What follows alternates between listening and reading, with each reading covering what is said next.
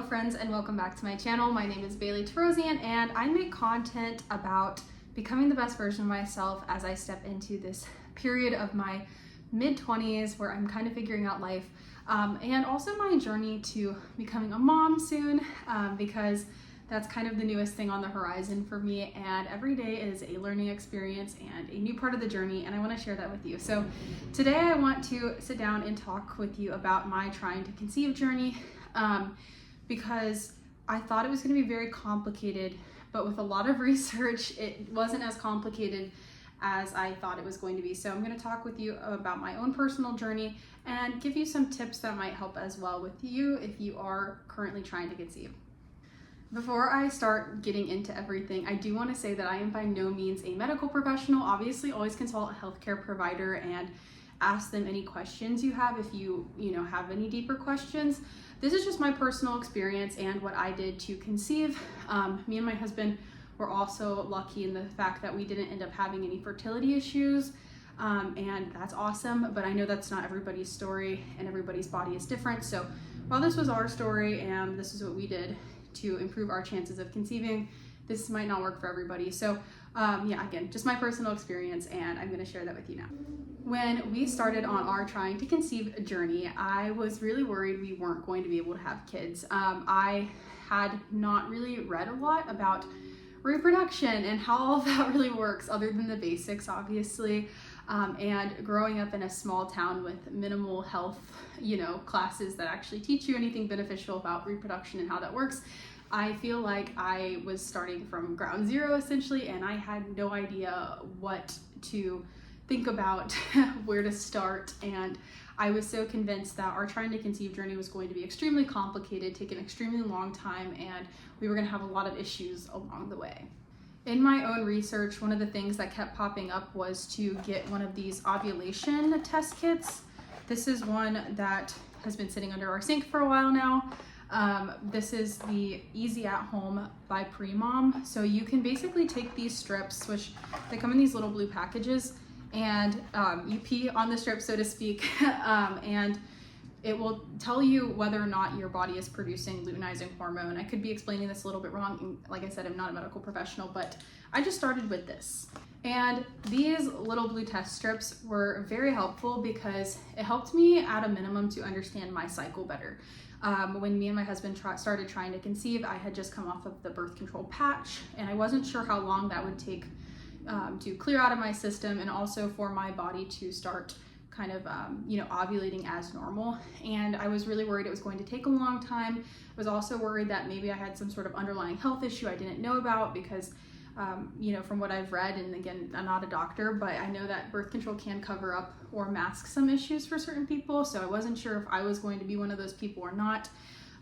But the ovulation strips kind of helped see where, if my luteinizing hormone was starting to peak. I could see as it was getting a little bit darker, and then when it spiked, it was a very dark line. It looks kind of like a pregnancy test, except the line will get like dark or darker than the actual line. And I was like, okay, so I guess this is when I'm ovulating. I guess I can assume that I'm ovulating. I believe they also have strips for, I think it's FSH, which is another hormone that can prove that you actually did ovulate, because just because your luteinizing hormone spikes doesn't necessarily mean that you ovulated, which is confusing, and I'm not going to try to explain that because I really don't know all of the ins and outs of that. But what I did know is that when my test strip turned dark, I knew that I was producing luteinizing hormones, and I was probably in my fertile window, so to speak. Also, I downloaded the Premom app, which I found very helpful personally. It helped me to kind of understand my cycle better, when I would probably be ovulating based on how many cycle days I had, which I wasn't really sure how many cycle days I actually had since I was on birth control. So I just estimated around 31 days, and that was pretty on target, which was good. And with the strips as well, that kind of proved that my cycle was slightly longer than I think the cycle that they have it set to when you first go on there, but not too out of the ordinary. And so the tracking with the Premom app plus the strips saying when the luteinizing hormone was peaking were good indicators as to when my fertile window was, and kind of just confirming that for me. So in that time period, we tried every day or every other day at that point, just to make sure we optimize our chances, because I was, again, really, really stressed that it wasn't going to happen quickly for us.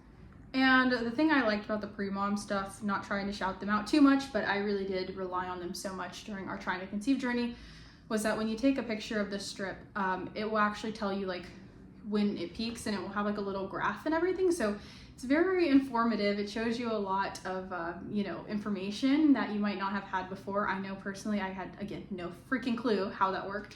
And so it was really helpful for me to see, like, as my hormone levels started to kind of go up, as my lines started to get darker, where I kind of was in my cycle, and yeah, when I was going to peak with the LH hormone. After that though, after kind of doing this, I think I tracked for maybe 2 or 3 weeks before I actually ended up, getting back into my regular cycle, so to speak, and I had that peak. And in that time, I literally just used 2 or 3 strips a day because I'm overly paranoid, and I wanted to make sure that I was going to catch my LH surge. And yeah, you definitely don't need to do that. I think testing once or twice a day is sufficient if you really feel like that's what you want to do. I definitely recommend testing every day if you're kind of trying to figure it out, just so that way you're not missing that peak, because some people do have a quick surge that comes and goes really fast from my research, and I think I was one of those people, because as soon as it peaked, it was gone pretty much immediately after, and I would have missed it had I not have tested like at a certain time, I think. So anyways, just from personal experience, I do recommend using that app because it does kind of walk you through when the peak times are to try, and when is not so optimal to try, and I think that can be really helpful, so that way you're not getting burnt out in the trying to conceive process, because when you're really trying to have a baby, it can be very stressful and very nerve-wracking. So yeah. After all of that was said and done though, I obviously had the 2-week wait, which I will make a separate video all about that, and my 2-week wait and some of the symptoms I started getting before I knew I was pregnant that kind of tipped me off that something was going on in my body, because I did have a few really weird ones. And I'll talk about that in another video, but I had the 2-week wait, and then I started testing a little early because I'm crazy. They have these cheapies. You can get like a big box of them, and these are also the easy at home pre-mom ones. They're compatible with the pre-mom app. And here they are again, just in case you want to see them and order them. But I know that there's a few good bulk packs that you can get on Amazon as well if you are trying, if you're kind of starting your journey and you don't know how long it's going to take. And those strips are not as reactive, I think, like early on, compared to like something like this, which is the clear blue test. And the clear blue test, they're a lot more accurate. And so the first test that I actually had a positive on was a clear blue, because they are supposedly able to pick up stuff a little bit earlier. The first line I had on the clear blue that was positive was extremely light, like to the point where I couldn't even tell if it was a line or if it was just like part of the test. But I will say that compared to some of the pregnancy tests that I had taken before, just because at the time I had never taken a pregnancy test and I was nervous about it, so I just took one even though I knew I wasn't pregnant beforehand, just to see what it was like and what it looked like and stuff, which I don't know, maybe I'm weird, but that's what worked for me. So I had taken one before and there was nothing. So when I got like even the faintest of lines, that was out of the ordinary from what I had seen before. And so I texted a picture to my mom asking her if she thought she saw a line, because my husband is colorblind and he's not useful when it comes to trying to see very slight color variations. And my mom even was like, I don't know, maybe test again tomorrow. And then the day after I tested with clear blue again, and it was darker. I also tested with the cheapy strips, I guess you could say the bulk packs, and the line was just way too faint. It was like not a very good definitive answer that early on. So I just kind of stuck to the clear blue for a few days. And then when my hormones started, growing that HGC, I don't know, I'm probably saying this wrong, but yes, the hormone, the baby hormone, so to speak, started surging, then I was able to use the cheapy strips to kind of tell that, to confirm that I was pregnant. And I'm somebody weird, so I tested every single day for like the first 20 to 30 days of the pregnancy because I was just so nervous. So anyways, yeah. I think if you're trying to conceive and you're very fresh to the journey, I think starting with some ovulation test kits and the pregnancy tests and stuff are good, especially if you kind of want to optimize your chances. I didn't want to leave anything to chance. So I know some people just try and see what happens, but unfortunately that's not the way my anxiety-ridden brain works, and I like to have stuff planned and a little more structured, and so this is the way I did it. I do recommend getting an app or a menstrual cycle tracker, regardless of what you're doing at the time, or if you want to try out an ovulation predictor kit or not. Just because it is helpful to kind of know where you're at in your cycle, understand your body a little bit better.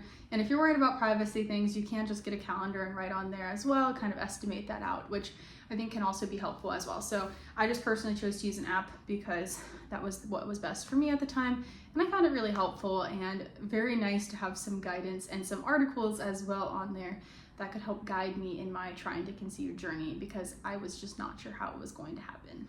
By kind of following the method of using an ovulation predictor kit and just kind of testing up the wazoo, I guess you could say, I think we did increase our chances to get pregnant the first cycle, which we were lucky enough to do.